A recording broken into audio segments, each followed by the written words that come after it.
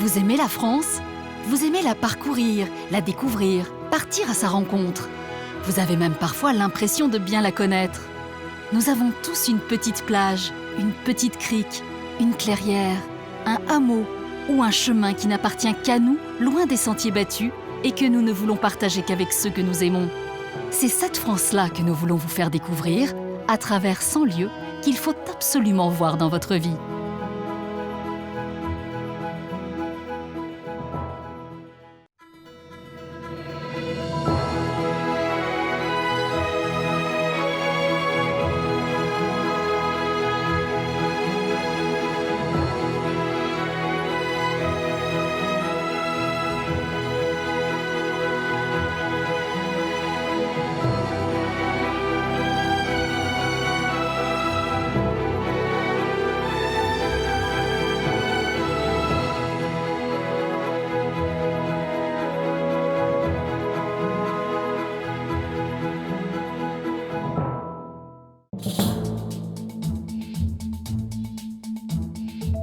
Partons aujourd'hui à la découverte du Berry.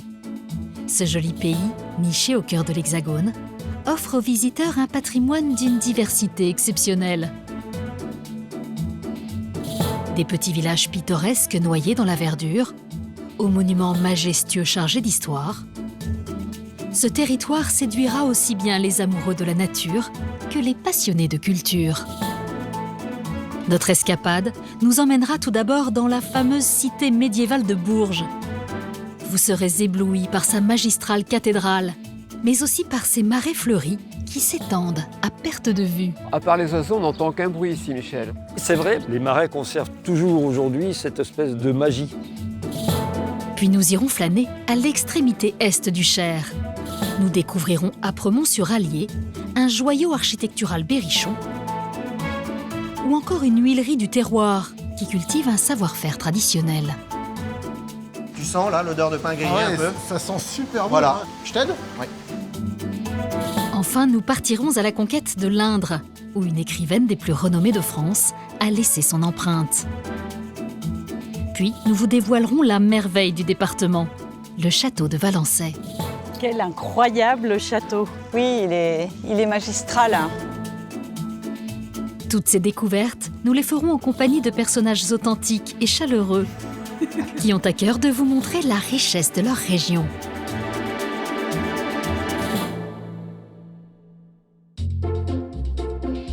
Notre périple commence dans la capitale du Berry, Bourges.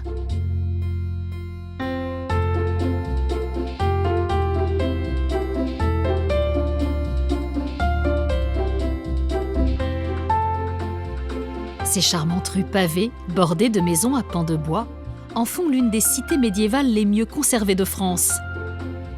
Un trésor de patrimoine. Alain Ferrandon a eu un coup de foudre pour Bourges et a choisi d'y poser ses valises il y a 20 ans. Son amour pour cette ville d'adoption l'a même amené à diriger l'Office du tourisme pendant plus de 15 ans. Aujourd'hui encore, il apprécie d'arpenter les rues de Bourges pour en connaître chaque recoin et secret. Mais ce qui l'a toujours le plus impressionné, c'est la cathédrale.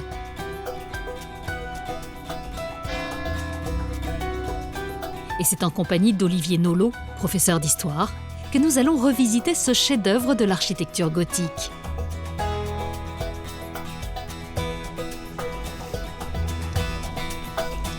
Je suis toujours aussi fasciné par cette cathédrale que j'ai découverte il y a une vingtaine d'années en arrivant à Bourges.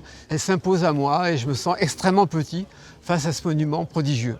Effectivement, vous avez devant vous la façade la plus grande de cathédrale gothique en Europe. Ah, quand même. La première particularité que vous voyez, ce sont d'abord les 5 portails. Vous êtes devant un édifice d'autorité, de pouvoir. C'est à la fin du XIIe siècle que l'archevêque de Bourges, Henri de Sully, ordonne de remplacer la cathédrale de l'époque, jugée trop modeste, par une œuvre monumentale dédiée à la gloire de l'Église. Mais ce symbole de puissance va aussi servir d'autres intérêts. Bourges était une ville royale dépendant du roi de France Et l'archevêque de Bourges avait une autorité qui s'étendait sur des territoires qui n'appartiennent pas au roi de France. Et le roi va s'appuyer sur ce pouvoir important des archevêques pour pénétrer dans des régions qui leur échappaient. Pour rayonner au-delà de Bourges. Pour rayonner au-delà de Bourges, car le domaine royal, il est petit à l'époque, au XIIe siècle. Passer la porte de cette façade est une expérience unique. À l'intérieur se dévoile un espace majestueux. Des voûtes hautes de 37 mètres. C'est une des plus grandes, des plus hautes. Tout à fait, c'est une des plus hautes, c'est plus haut que Chartres, c'est plus haut que Notre-Dame de Paris. On peut être un peu fier alors là. Tout à fait. Et des vitraux d'une qualité rare diffusent un halo coloré. D'ordinaire, dans les cathédrales, la nef principale est traversée par une autre transversale, appelée transept. Mais ici, il existe une particularité. Moi, ce qui m'a fasciné quand je suis arrivé il y a 20 ans, c'est son absence de transept. Alors effectivement, des grandes cathédrales, c'est la seule qui n'ait pas de transept. Un transept dans la plupart des églises, c'est ce qui donne la forme de la croix. En effet, l'architecte qui a conçu cet édifice connaissait très bien l'art de l'Antiquité, mais en même temps, c'est un novateur. Donc c'est ce mélange, cette articulation entre ce qui est ancien, antique et nouveau qui caractérise la cathédrale de Bourges. Et on ne connaît pas son nom. Et voilà, c'est le fameux maître de Bourges. On cherche partout quel est ce génie. Nombre d'historiens ont espéré décrocher la timbale en démasquant l'identité de cet architecte. Mais jusqu'ici, les recherches n'ont jamais rien donné. Le nom de ce bâtisseur a disparu avec les archives. Et en quoi cette cathédrale est innovante? Eh bien, prenons l'image de poupées russes, qui sont emboîtées. Oui, c'est un peu étonnant, mais je pense que ça vous permettra de comprendre. Voilà. D'accord. Les 3 poupées russes, elles ont chacune leur individualité. Et on aperçoit que la grande. Et là. on aperçoit que la grande. C'est ça qui est Alors, intéressant. ici, vous êtes dans une nef plutôt sombre. Là, une deuxième nef plus haute. Et enfin, la grande nef, beaucoup plus lumineuse. Ça veut dire qu'on passe de l'ombre à la lumière, c'est ça ? et que les 3 poupées russes, on peut les voir en même temps. Ces nefs imposantes, Alain en connaît chaque recoin. Mais il reste un lieu secret caché dans les hauteurs de la cathédrale, dans lequel il rêve de pénétrer. Olivier lui fait cette faveur exceptionnelle. Waouh. Car cette pièce est habituellement fermée au public. Ah là là, ça valait le coup de monter quelques centaines de marches là. C'est la plus grande charpente. C'est une des plus grande belles charpentes de France du XIIIe siècle, qui est au-dessus de la cathédrale de Pise. Ah oui, on aperçoit les voûtes. Donc on est à 40 mètres au niveau du sol. Au-dessus, tout à l'heure. Il a fallu plus de 1200 chênes pour construire cette charpente en un temps record. 10 mois seulement. Cette réalisation, elle a été rationalisée et pensée. C'est-à-dire C'est-à-dire qu'il a fallu faire pousser les arbres pour qu'ils obtiennent une forme que l'on voulait, à peu près 14 mètres de haut. Il y a eu 21 campagnes d'abattage, donc il a fallu faire du stockage pour monter cette magnifique forêt que vous avez sous les yeux. Lorsque vous viendrez visiter cette cathédrale impressionnante, suivez les conseils d'Alain et poursuivez votre balade à quelques mètres de ce parvis. Vous y trouverez les marais de Bourges, un écrin de nature qui vous plongera dans un dépaysement total. Ce petit coin de paradis s'étend sur 135 hectares et représente le poumon vert de la ville. Alain a l'habitude d'y retrouver son ami Michel Melin. Ah, salut Alain. Qui connaît les méandres de ces marais mieux que personne. Vas-y, installe-toi. Ça bouge, mais c'est normal. D'accord. Il n'y a pas de problème. Et là, on est parti. Président d'une association de préservation des marais, Michel sillonne quotidiennement ces canaux. c'est un hibiscus là à droite, Michel? C'est un hibiscus, oui, à droite. Un très beau marais, là. Joli petit marais. Oui, il est beau, hein. Franchement. Ouais. Ah, il y a de belles choses dans les marais. Hein. Très belles choses. Oui, c'est vraiment paisible. À part les oiseaux, on n'entend qu'un bruit ici, Michel. Et oui, c'est vrai. Les marais conservent toujours aujourd'hui cette espèce de magie. Et c'est un endroit qui est tout à fait reposant et unique, hein, que les gens apprécient beaucoup, quoi. Alors, ça fait combien de temps que tu viens dans les marais, toi? Oh ben je suis dans les marais moi depuis tout petit. C'est d'ailleurs ici, là un peu plus bas, que j'ai appris à nager. Ah bon? Ah oui, oui, absolument. Parce qu'à l'époque, avant qu'on construise les piscines, eh ben, les gens, il y avait très peu de gens qui savaient nager et on apprenait à nager dans les marais. Voilà, D'accord. C'était un peu rigolo à l'époque. Aujourd'hui, ces marais sont morcelés en 1500 parcelles. Les citadins, très attachés à cet Éden, viennent s'y ressourcer en cultivant leur potager. Bon, dis-moi Michel, ces marais, ils ont toujours existé? Ben, en fait, oui, si tu veux, ils ont toujours existé. À l'époque gauloise, romaine, la ville de Bourges était entourée de marécages, c'était la défense naturelle. Ah d'accord. Et César raconte dans la guerre des Gaules, à l'époque de sa conquête de la Gaule, que ces légions s'étaient enlisées dans des marécages qui entouraient la ville, qui étaient nauséabonds, peuplés de bêtes, dit-il, avec tout ce qui en découle, c'est-à-dire les maladies, la malaria, des tas de choses comme ça. Malgré ces marécages, Jules César parvient finalement à envahir Bourges en 58 avant Jésus-Christ. Il faudra attendre plusieurs siècles pour que ces eaux boueuses deviennent ces marais. Et à partir de quand on passe des marécages aux marais? Ben, écoute, c'est entre le XIIe et le XIVe siècle où les religieux ont commencé à assainir les marais. Ils ont désenvasé l'ensemble des canaux, ils en ont fait des lieux avec des parcelles cultivables. Et dessus, ils avaient installé donc des familles qui leur payaient évidemment l'impôt et des familles en fait qui travaillaient aussi pour les communautés religieuses à l'époque. Au fil des ans, les parcelles se sont développées. Les familles des marais de Bourges auraient même tenu un rôle majeur dans l'histoire de France. J'ai aussi entendu dire que les revenus des marais avaient servi à financer les campagnes militaires de Louis XIII. C'est vrai Oui, ça? oui, tout à fait. Fin XVIe, Louis XIII avait besoin de beaucoup d'argent, donc il avait intérêt à installer beaucoup de monde puisqu'il prélevait l'impôt. Et donc c'est grâce aux marais de Bourges qu'ont été financées ces campagnes. Aujourd'hui, les légumes poussent dans les marais pour le simple plaisir des habitants. Michel tient à nous présenter Régine, membre de son association. Chaque matin, elle vient sur sa parcelle s'occuper de son potager. Alors là, on est au cœur des marais de Bourges. Et Ah, vous tout avez à un magnifique fait. jardin ici. Oui, oui. En fait, ça a été une envie à la retraite. Et je suis comme tous les gens qui sont d'ici, c'est-à-dire qu'on n'est pas du tout professionnel. C'est le plaisir de voir pousser les choses. Et quel est le grand intérêt d'être au cœur des marais pour cultiver un jardin? Au cœur des marais, c'est-à-dire c'est respecter le marais, c'est-à-dire vivre un peu comme faisaient les anciens. Par exemple, tirer la vase pour pouvoir le mettre sur la terre et ça permet de donner de l'engrais naturel. Donc il y a une vraie organisation du jardin dans ces marais. Organisation et respect aussi de la nature. Et vous cultivez quoi alors? Je vais vous montrer un petit trésor. Moi, mon truc à moi, c'est le légume ancien. Et de préférence, le légume du Berry.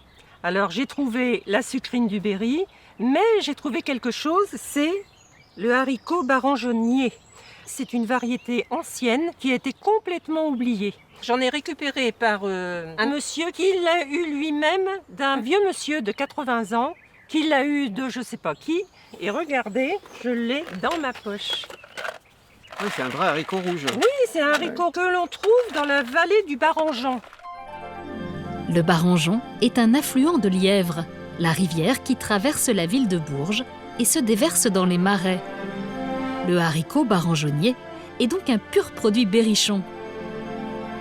Régine va devoir user de patience, car ces haricots à peine plantés n'ont pas encore bourgeonné.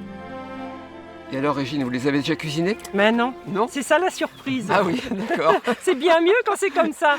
Et du coup, ça me donne envie et je surveille. Je me dis vivement que j'en ai. Vous avez déjà prévu une recette? Oh bah oui, hein, avec une bonne saucisse, c'est toujours très très bon. C'est sur cette note gustative que nous allons continuer notre visite vers d'autres saveurs tout aussi atypiques. Un restaurant réputé pour son cadre exceptionnel, mais dans lequel Alain n'a jamais eu la chance de manger. C'est Pascal Chaupitre, le chef étoilé de Bourges, qui le reçoit.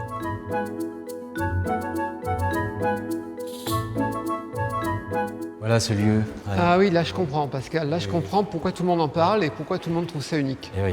C'est On ne peut qu'être unique. saisi par les lieux. unique. Donc à savoir que c'est une abbaye qui date du 8e, Ah oui, quand même. qui a été maintes fois détruite et qui a été reconstruite au 17e. Ça provoque beaucoup d'émotions en tout cas. Mais je le comprends, mais j'ai la même émotion tous les matins quand je viens travailler ici. Et en matière de gastronomie, le Berry offre des recettes quelque peu surprenantes. Donc là, je vais proposer la fameuse recette de l'œuf en couille d'âne. Ah, c'est élégant comme formule. C'est très élégant, ce n'est pas moi qui l'ai. Mais c'est bon, j'espère. Mais c'est très bon, c'est vrai que c'est une recette traditionnelle qui traverse les époques.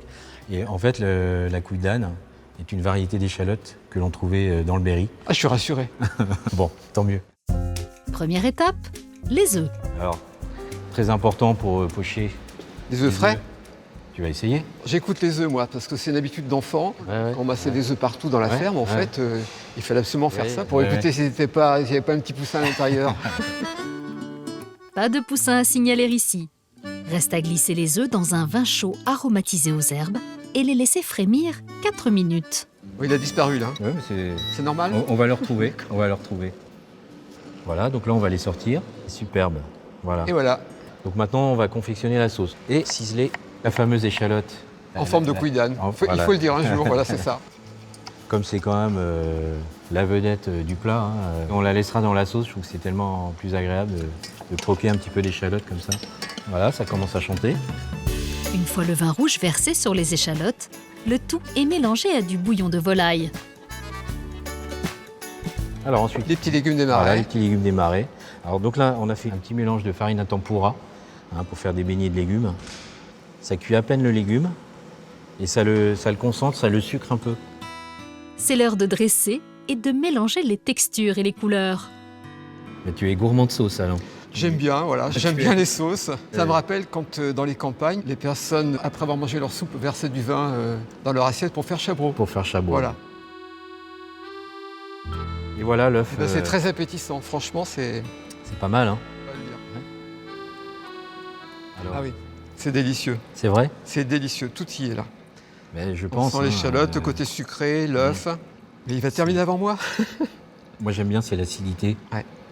C'est un classique, hein. Oui, mais au top du classique quand même, très amélioré. C'est ici que nous quittons Alain pour poursuivre notre voyage berrichon à l'est du Cher, à la frontière de la Bourgogne. Traversé par la Loire et l'Allier, ce pays aux 1000 plaines est jalonné de bocages, de petits villages charmeurs et de cours d'eau sinueux.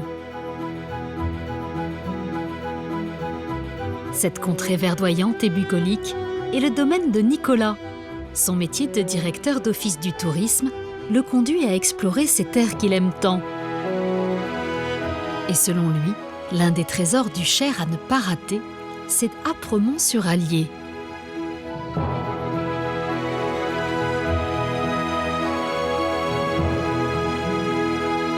Ce village pittoresque, niché au bord de l'Allier, va nous permettre de remonter le temps.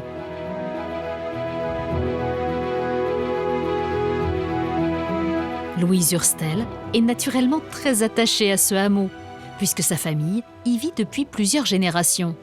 C'est un village pour lequel j'ai un gros coup de cœur et on a vraiment envie de déambuler dans ce village et de tomber amoureux. Il y a aussi un aspect vraiment qui me plaît énormément ici à Apremont-sur-Allier, c'est l'unité architecturale. Et c'est grâce à ton ancêtre. Oui, en fait, tout à fait. C'est grâce à mon arrière-arrière-grand-père, Eugène Schneider, qui arrive à Apremont par son mariage avec la propriétaire du château, qui était Antoinette de Saint-Sauveur, et tombe littéralement amoureux de l'endroit. Donc il décide de racheter les maisons du village, tout ce qu'il peut racheter, il rachète, et il va vouloir lui redonner son aspect médiéval, qu'il a perdu au fur et à mesure des siècles. Et donc tout ce qui n'est pas en harmonie, il va l'enlever et il va modifier les maisons et les améliorer pour qu'elles retrouvent en fait le visage qu'elles avaient au Moyen-Âge. Pour que Nicolas comprenne bien le style architectural médiéval berrichon, Louise l'emmène devant une maison typique du village. Et on retrouve ces codes qu'on voit sur les maisons médiévales de cette période et dans cette région, en l'occurrence des petits escaliers extérieurs, des toits en tuiles du pays. On a aussi des fenêtres très sculptées, faites dans la pierre d'Apremont, qui était une pierre friable très propice à la sculpture. Et ce que je retiens aussi, c'est que vraiment Apremont-sur-Allier, c'est le fruit d'une belle histoire d'amour en fait. Oui, déjà c'est l'histoire d'amour entre un homme et sa femme, et puis c'est l'histoire d'amour entre un homme et une région. Mais l'histoire familiale de Louise ne s'arrête pas là. Elle continue sa trajectoire dans le parc floral d'Apremont. Dans ce jardin magique de 5 hectares, se mêlent couleurs éclatantes et parfums fleuris. Ici, les cascades chantantes côtoient de charmantes petites maisons et soufflent un vent d'exotisme.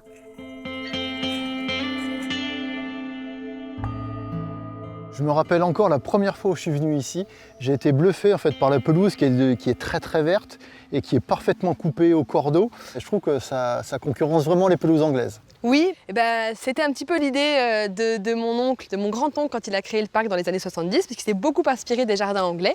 L'objectif, c'était d'apporter de la vie dans le village, qui déjà, il y a 50 ans, subissait l'exode. En fait, les gens allaient vers la ville, le café fermé, l'école fermée. Et donc il s'est dit comment contrer ce qui se passe.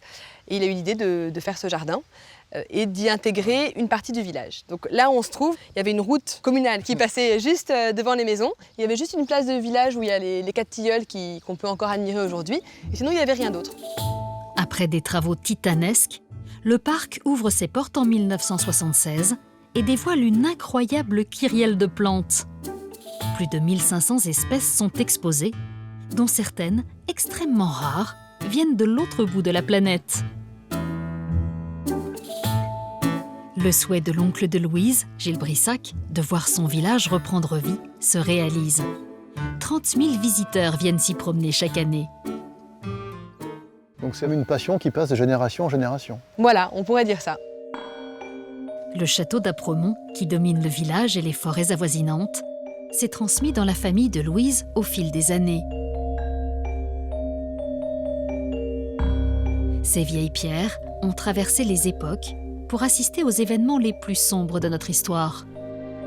Louise, donc, durant la Seconde Guerre mondiale, Apremont a eu la particularité d'être à la limite entre la zone libre et la zone occupée par les Allemands. Est-ce que ce lieu a vraiment été un lieu clé durant ce conflit? Oui, Apremont, effectivement, la ligne de démarcation passait à 2 km d'ici dans les bois. Donc en fait, le domaine d'Apremont était vraiment coupé en deux et le château et le village étaient en zone occupée. Et donc sa position lui a conféré un vrai rôle puisque beaucoup de juifs et de résistants sont passés par Apremont pour transiter en zone libre. Durant le conflit, le château d'Apremont-sur-Allier a été investi par les Allemands. Oui, le château d'Apremont a servi d'hébergement non seulement à des officiers, mais aussi à des douaniers allemands qui dormaient dans les chambres avec leurs chiens, qui organisaient des grandes fêtes de beuveries, de chants à la gloire d'Hitler. Et on raconte que mes arrière-grands-parents ont vu le drapeau, la croix gammée, plaqué sur le tableau des ancêtres dans la grande salle à manger. Et effectivement, je pense que ça a dû quand même être une période assez marquante pour eux, ainsi que pour d'ailleurs tous les habitants d'Apremont. Notre visite du Cher avec Nicolas se poursuit à 40 km à l'ouest d'Apremont, à Dun-sur-Auron, un petit village au cœur de la Champagne berrichonne. Ces remparts du XIIIe siècle, classés monument historique, abritent une perle de la gastronomie française, l'huile de noix. Et c'est Ondine qui va guider Nicolas dans cette nouvelle odyssée culinaire. Salut Ondine. Salut Nicolas. C'est une spécialité de la région, alors si j'ai bien compris, hein, c'est ça? Oui, exactement, ça a toujours été. Il y a énormément de noyers dans la région. Dun était d'ailleurs la capitale de la noix gastronomique en Berry. Et jusqu'à il y a à peu près 70 ans, il y avait une huilerie par chaque village dans le Cher. Et aujourd'hui, on n'est plus que 2 dans le département à fabriquer de l'huile de noix de façon traditionnelle. D'accord. Et quel type de noix sont utilisées ici? Alors ici, ce sont des noix sauvages, les noix qui ont été ramassées au gré des balades ou dans les jardins des particuliers. Ils nous les apportent, ce sont des noix qui sont gorgées d'arômes et ensuite, nous, on les transforme en huile. Ah, ça paraît super gourmand tout ça, hein? Ça l'est. Tu veux jeter un petit coup d'œil à la machine? Ah ouais, je veux bien, ouais. L'occasion de rencontrer Sébastien, pour qui les rouages de cette machinerie n'ont plus de secret. L'atelier date de 1929, donc on a conservé la tradition. Ça fait quasiment 100 ans que cette meule est là alors, c'est ça? C'est ça, 90 ans. Ça veut dire que rien n'a changé ici finalement alors, c'est Exactement. ça? Ah ouais. Sauf le bonhomme. D'accord. Voilà. Je pourrais mettre la main à la pâte, non? Enfin, je pourrais donner un petit coup de main si tu veux. Je crois pas que t'allais rien faire quand même. Je te suis Allez, alors. vas-y. Tu prends la manette et tu la pousses vers le mur. D'accord. Comme ça, c'est ça? Voilà, c'est ça. Ah bah c'est parfait. Et c'est parti. Ah ouais. Et les 800 kg de la meule vont faire leur effet. Donc en fait, la noix va être broyée alors, c'est ça? Exactement, l'idée c'est de retrouver une pâte. C'est une belle, Impressionnant. très impressionnant. C'est vraiment la tradition en fait qu'on recherche. Dans des usines actuelles, ils utilisent des concasseurs, mais ça broie la noix de façon un peu plus grossière. Il faut aller vite. Que nous, on prend le temps, voilà, pour bien dégager les arômes après de Donc en fait, faire de la bonne huile, c'est aussi l'éloge de la patience, alors c'est ça? Exactement, il faut du temps. Une fois moulues, les noix sont torréfiées à 70 degrés pendant 40 minutes. Donc là, pour nous, c'est une étape très importante en fait, la torréfaction. C'est là qu'on va dégager tous les arômes de l'huile en fait. On sait au nez et à l'œil quand c'est prêt. Donc plus on va chauffer, plus l'huile sera forte. Donc, tu sens là l'odeur de pain grillé un peu. Ça sent super bon. Voilà. Hein. Je t'aide? Oui. Dernière étape, le pressoir. Donc voilà nos 30 kg de pâtes. Ouais, et après en termes de rendement, ça représente quoi au total donc? Alors donc 50%. Donc pour 2 kg de cerneau, on aura 1 litre d'huile de noix. Ça va s'écraser pour extraire l'huile. Ça va aller très vite là. Oui, donc la presse descend petit à petit alors, c'est ça? T'es sûr que c'est la presse qui descend? Ah non, en fait, non, c'est ça, c'est dans l'autre sens. C'est la cuve qui monte. C'est la cuve qui monte, d'accord. Ah, c'est magique. Tu veux y goûter? Ah bah bien sûr, ouais, j'en meurs d'envie, ouais. Ah ouais, en plus elle est chaude. Elle est chaude, elle est légèrement tiède.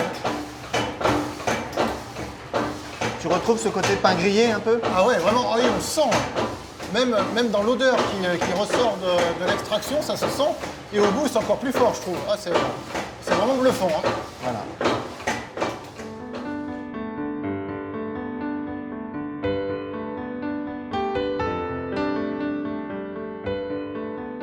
Nous quittons Dain-sur-Auron et ses noyers pour nous diriger à l'est, dans les environs de la ville de Bèf. Cette terre est traversée par un ravissant enchevêtrement de canaux. Le plus célèbre d'entre eux, le canal latéral à la Loire, est creusé en 1838. Il devient rapidement un axe clé pour relier le centre de la France à la capitale. Derrière l'histoire de la construction de ce canal s'en cache une autre, celle de l'industrialisation de Bèf. Cette page d'histoire, Nicolas souhaite nous la faire partager, et c'est grâce à Sylvie Fougeret, spécialiste du patrimoine industriel du Cher, que nous allons nous projeter 200 ans en arrière. Au XIXe siècle, en pleine révolution industrielle, Paris avait de forts besoins, donc c'est pour ça que le canal que l'on longe a été construit pour alimenter en matière première donc la capitale, avec du charbon, du fer et plein d'autres matériaux. C'est ça. À partir des constructions du canal latéral à la Loire, tu vas avoir des ingénieurs qui vont venir faire des prélèvements tout autour pour en fait connaître la teneur des matériaux. On va découvrir que c'est un endroit propice à la fabrication de la chaux hydraulique. La chaux hydraulique, fabriquée pour la première fois à la fin du XVIIIe siècle, est un matériau à base de calcaire argileux. Les pierres à chaux, extraites des carrières, doivent être calcinées pour être transformées en une poudre aux propriétés étonnantes. Elles se solidifient au contact de l'eau. La chaux hydraulique a révolutionné la construction en France et dans le monde, car elle a permis des structures résistantes à l'eau, telles que des piliers de pont. Les besoins en chaux sont considérables pendant l'ère industrielle, et cette production transforme Bèf et ses environs en profondeur. Et sur 35 km entre cette partie haute et basse du canal, tu vas avoir 25 usines de production de la chaux avec 12% de la production nationale brute. Ah, donc c'est vraiment proprement gigantesque à l'époque. Hein. Tout à fait. Et le pont Alexandre III a été érigé grâce à cette chaux hydraulique qui provient de Bèf. Absolument, ça on en est sûr. Hein. Les piliers ont été scellés avec de la chaux de Bèf. En revanche, il y a une petite rumeur autour de la tour Eiffel, comme quoi les piliers de soubassement auraient été également fabriqués, montés grâce à la chaux hydraulique de Bèf. Donc Gustave Eiffel doit vraiment une fière chandelle à Bèf, si j'ai bien compris. C'est ça, absolument. Pour continuer notre plongée dans l'ère industrielle berrichonne, Sylvie nous mène à 2 pas du canal, dans l'ancienne usine Chabrol, la seule dont les vestiges ont été réhabilités.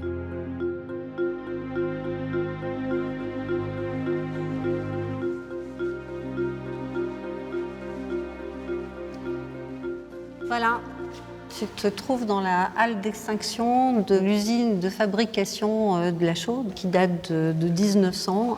Et ce que je trouve particulièrement remarquable, en fait, c'est cette forme d'élégance industrielle. J'ai même l'impression, encore en déambulant avec toi, d'entendre les ouvriers travailler comme ils le faisaient à l'époque. Ouais, c'est un peu le sentiment qu'on peut avoir effectivement quand on rentre ici. Et il faut imaginer que tu as 280 ouvriers sur le site et sur l'ensemble du bassin, ça faisait 5000 ouvriers à peu près, plus toute la vie économique autour, que ce soit les petits commerçants, les petits artisans qui pouvaient vivre avec les canaux et avec les usines. Tout ça, c'est des milliers de personnes qui vivent sur le territoire.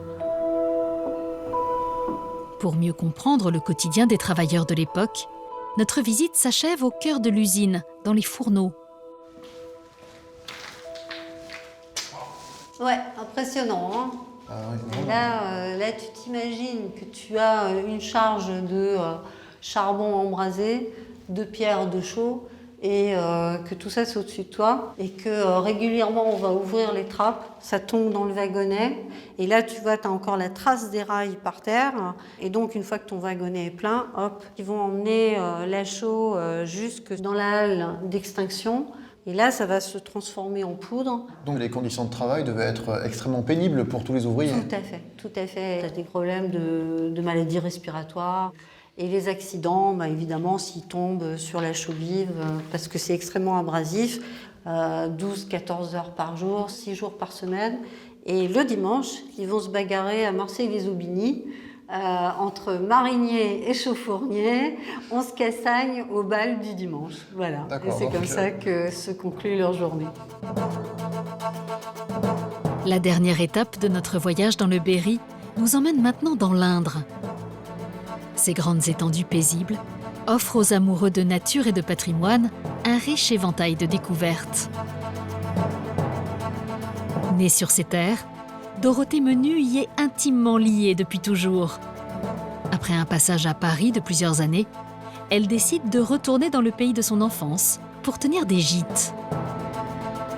Elle souhaite nous faire découvrir Nohant, un petit village qui abrite la maison d'une auteure majeure du début du XXe siècle, George Sand.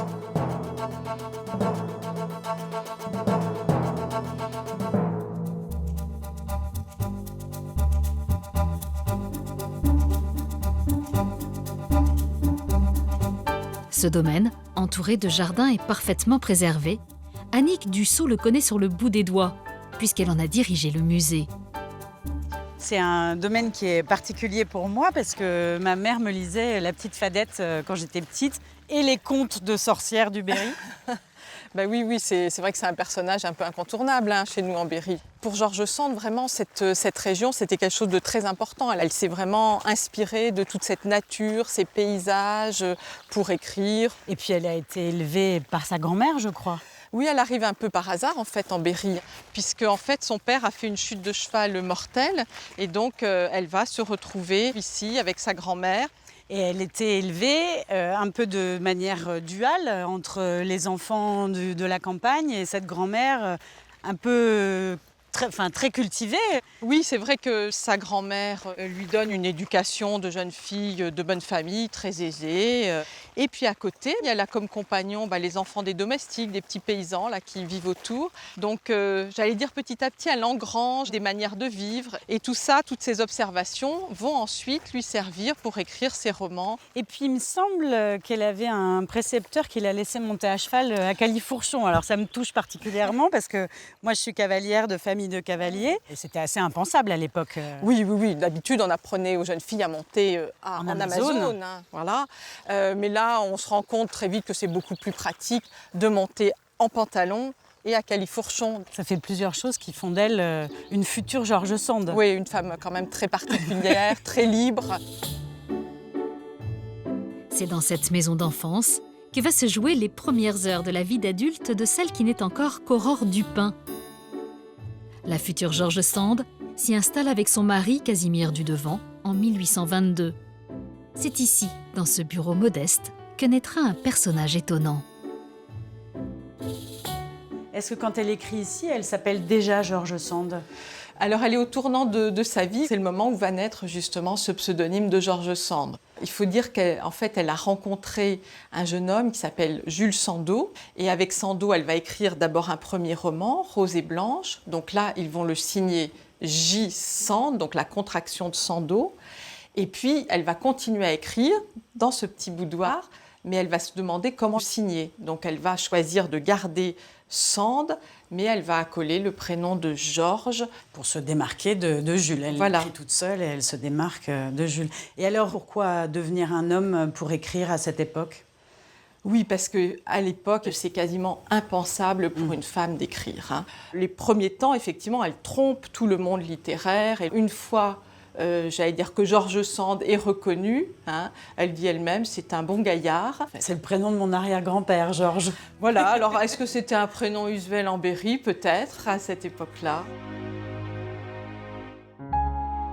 À mesure que le succès de George Sand grandit, son mariage se dégrade. Une fois la séparation consommée en 1836, l'écrivaine s'entoure du gratin culturel de l'époque. Et ce petit monde est régulièrement reçu dans ce salon. Elle a quasiment reçu tous les grands artistes de son temps ici. On pense effectivement à Chopin, avec lequel elle a vécu quasiment 9 ans, mais aussi Delacroix, Flaubert, Tourguenieff, donc Balzac. Un petit déjeuner avec Chopin et Balzac, et c'est fou. Oui, il y avait une grande liberté pour les gens, les invités ici. On se retrouvait pour manger. Et puis le soir, en général, George Sand devait venir avec le dernier chapitre qu'elle avait écrit la nuit précédente. Et puis, elle leur lisait. Il faut s'imaginer, je ne sais pas, Delacroix en train de crayonner quelque chose. Chopin, peut-être, qui pouvait se mettre au piano. Et soit il improvisait, parce qu'il paraît qu'il était très drôle, qu'il pouvait mimer aussi des personnages tout en jouant du piano. Ou bien il faisait part lui aussi de ses dernières compositions.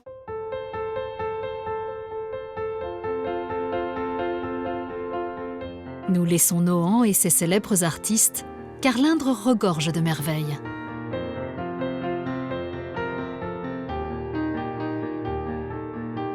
L'une d'entre elles se trouve à quelques kilomètres, sur un plateau dominant la Creuse.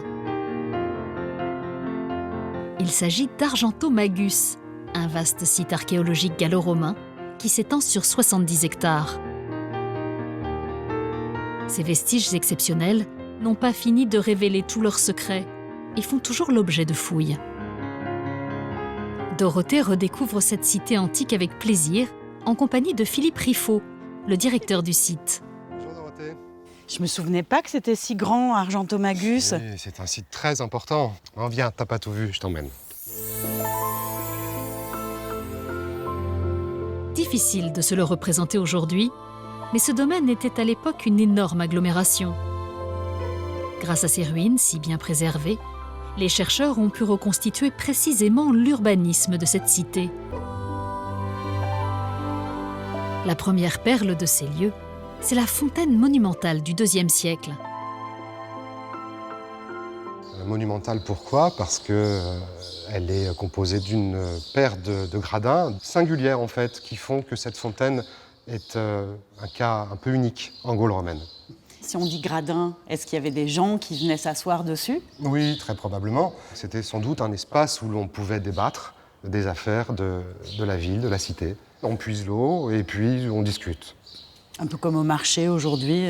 Oui, c'est un peu les marchés de campagne, on en vient discuter. Et tout le monde avait le droit de venir ici, oui. Les hommes, les femmes, les Gaulois, les Romains. À cette époque, on est là, 1er, 2e siècle. Les Gaulois et les Romains vivent très bien ensemble. La conquête s'est faite par les armes. Mais avec le temps, le système que les Romains ont mis en place a permis aux populations dites indigènes de participer à leur destinée. Le clou de la visite se trouve à quelques mètres de là. Un théâtre gigantesque, capable d'accueillir l'importante population de cette métropole antique.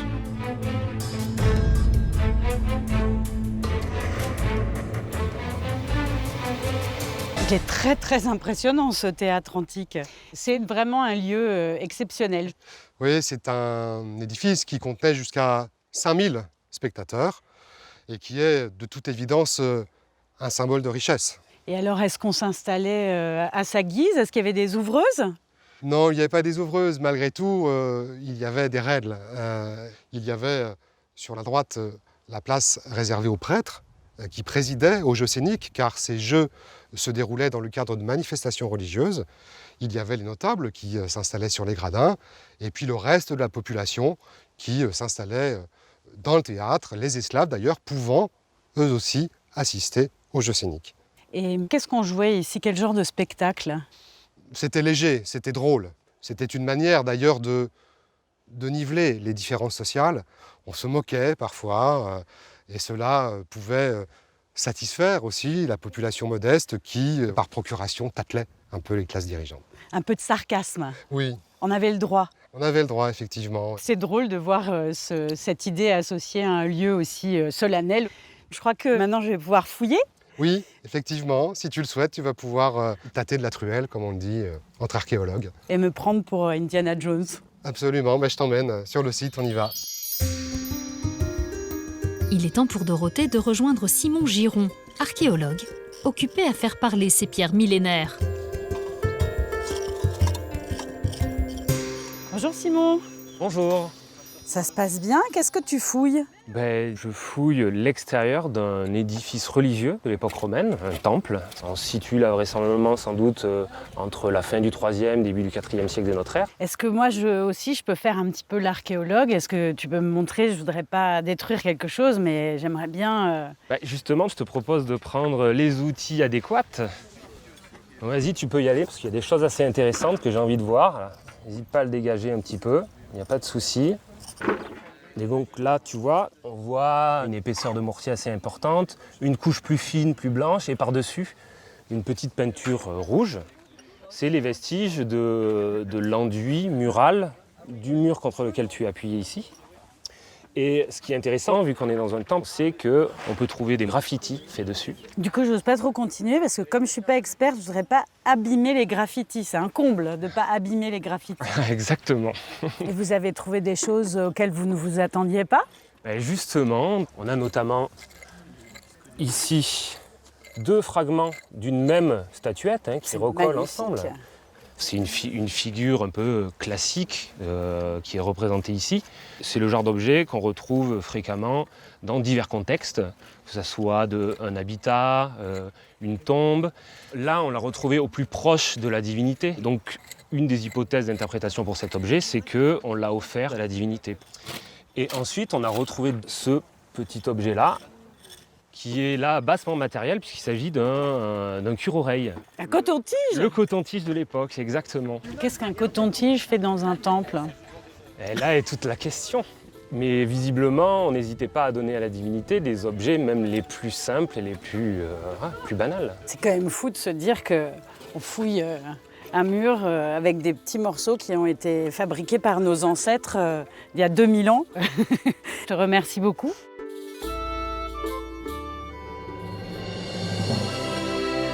Pour couronner notre visite dans l'Indre, nous vous emmenons dans un lieu unique, le château de Valençay, situé aux abords de la rivière du Naon.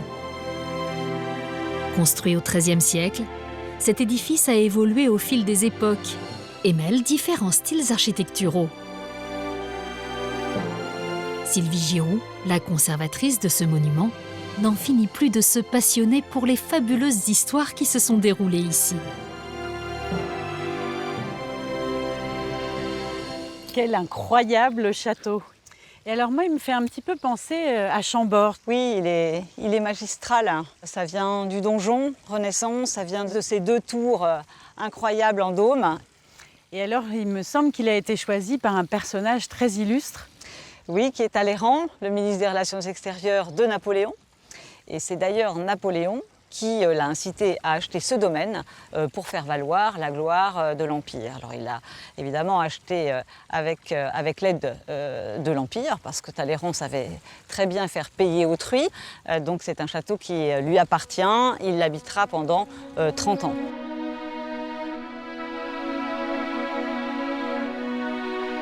À Valençay sont reçus les plus hauts dignitaires et chefs d'État étrangers. Dans ces murs, c'est même parfois jouer le destin de l'Europe. Alors Sylvie, pourquoi parlait-on de la réputation de prison dorée de Valençay? Parce qu'en effet, ça a été la prison dorée des princes espagnols pendant 5 ans. Parce que Napoléon a voulu mettre son frère Joseph sur le trône d'Espagne. Et pour ce faire, en 1808, il a organisé une entrevue à Bayonne et il a, on pourrait dire, kidnappé les princes et les a emmenés à Valençay. Et alors, Monsieur de Talleyrand recevait les princes d'Espagne en exil ici? Oui, tout à fait. Il se devait de les recevoir, évidemment, le mieux possible. Donc, on a construit un théâtre. On a construit un pavillon de chasse, ils étaient magnifiquement traités en cuisine, voilà. Et puis, il y avait toute la cour, donc une 50aine de personnes en réalité. Ah oui. Et alors, ma grand-mère me racontait que les chaises ici auraient été brodées par les dames de la cour. Oui, en effet, ça fait partie des souvenirs, tout comme on a aussi le portrait du prince d'Espagne, Ferdinand VII, parce que comme il était très heureux finalement des bons traitements qu'on avait eus pour lui, il a envoyé son portrait à Talleyrand à la suite. Sylvie nous guide dans la pièce la plus énigmatique du château, le bureau de Talleyrand. C'est dans ce lieu de l'intime que s'exprime toute l'ambiguïté de sa personnalité. Voici le meuble de l'apparat, du faste de l'Empire par excellence, avec tous les codes, l'aigle, les sphinges ailées, et puis derrière, c'est aussi un cabinet des secrets. Si j'appuie donc sur ces petites chouettes, on ouvre, et derrière, des tiroirs. Des tiroirs dans lesquels peuvent se loger des courriers confidentiels, diplomatiques, des billets. Et donc on représente ici tout ce que Talleyrand était pour l'Empire, c'est-à-dire on est dans l'ostentatoire, dans la représentation par excellence. Et alors à côté de ce meuble très luxueux, très doré, il y a un contraste fort avec ce mobilier complètement différent, il n'y a pas de dorure. Talleyrand, en effet, réserve toujours des surprises. Et donc, il a aussi ce côté de recueillement, on pourrait dire, de simplicité, de profondeur, puisqu'il était double, triple, multiple, Talleyrand. Et alors, ce fauteuil, moi, il me plaît beaucoup. Est-ce que j'ai le droit de l'essayer? Oui, c'est le dernier fauteuil du prince. Il est magnifique. Et puis alors, il a cette poche sur le côté pour ranger mes magazines de déco. Tout à fait moderne.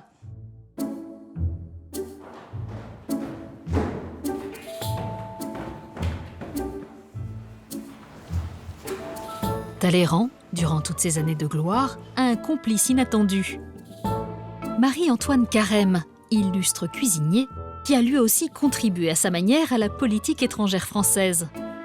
Bernard Brossier est un chef, fin connaisseur des recettes de cette légende de la gastronomie française. Bonjour Bernard. Bonjour Dorothée. Nous voici dans la cuisine d'Antonin Carême. Oui, Antonin Carême, ce célèbre cuisinier qui est venu à Valençay véritablement pour faire la cuisine pour plein de chefs d'État, parce que au travers de la cuisine, la diplomatie se passait beaucoup mieux. Et est-ce qu'il a apporté quelque chose à la cuisine française? Absolument. Il est à l'origine de toute la cuisine qu'on connaît à l'heure actuelle. Les sauces, etc. Il a mis de l'ordre un petit peu dans tout ça. Et il est vraiment à l'origine de la cuisine moderne, oui. Dorothée va maintenant s'essayer à la cuisine de ce grand chef. Au menu, la célèbre recette du potage de quenelle de carpe, revisitée par Bernard. Donc maintenant, ça donne un consommé de poule noire du Berry, qui est un produit régional, aux quenelles de carpe de Brenne et champignons. Il y a la carpe de Brenne qui est un produit régional aussi. Bien sûr. Donc là, j'ai préparé un petit peu de mie de pain. On va additionner un peu de lait et puis chauffer doucement pour sécher cette mie de pain. Donc il faut y aller. Voilà, on va arrêter. Ensuite, l'élément clé de la recette, la carpe, est coupé et mixé. Le pays d'où je viens, qui est la Brenne, a quelques encablures de Valençay, où on produit de la carpe dans des étangs. Et donc voilà pourquoi la recette d'Antonin Carême m'a paru évidente à faire. Oui, d'ailleurs, la carpe, ça me rappelle les pêches d'étang, où on vide tous les étangs pour récupérer toutes les carpes, parce que c'est comme ça qu'on les pêche. Absolument. En Brenne. C'est une fête, tout le monde se retrouve et c'est l'occasion. C'est ça, c'est ça.